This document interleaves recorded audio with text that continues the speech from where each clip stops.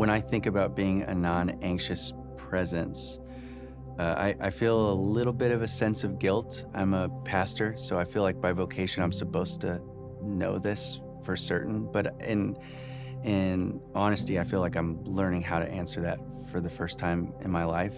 I joked with my congregation a few weeks ago that I genuinely feel like I'm at the back end of what might be described as a midlife crisis. And I was reading a lot of books on that. I'm a 38, so I'm kind of in that time frame.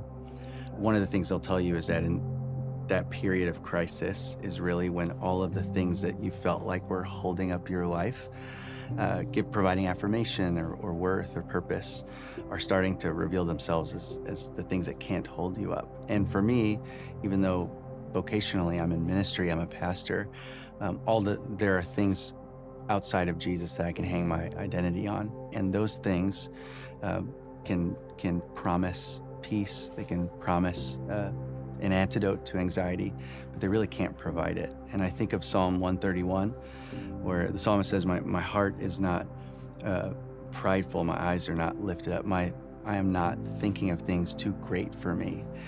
And for a long time, even in ministry, I've become comfortable with a farsightedness to avoid kind of the difficulty of a blurry near, a blurry immediate.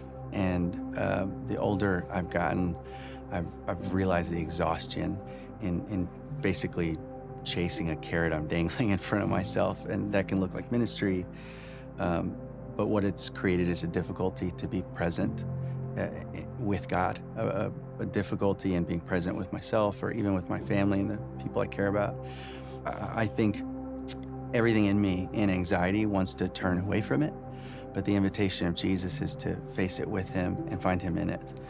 And so what I'm discovering to be a non-anxious presence, to cultivate a non-anxious presence, is to notice pain and to lean into it in the moment. It's like when your car is swerving out of control, they tell you to steer into the swerve. I'm learning how to do that. And so when I feel a sense of anxiety, not to add more to my calendar and hope that it'll go away, but to clear, to slow more, to sit in it and trust that Jesus finds me in it. In fact, he's waiting for me in it.